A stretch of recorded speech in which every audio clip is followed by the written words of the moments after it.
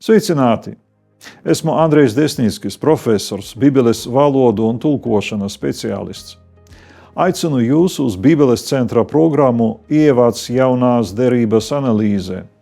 Tā būs noderīga tiem, kam ir pamatzināšanas Bībeles tekstos, kuri jau ir studējuši teoloģiju, kā arī visiem, kuriem ir interese par jauno derību.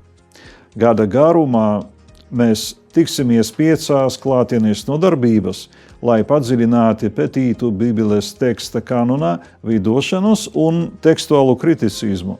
Runāsim par Bībeles valodām un to tulkojumiem, mācīsimies noskaidrot teksta nozīmi ar padziļinātas egzegēzes palīdzību, kā arī domāsim par praktisko pielietojumu.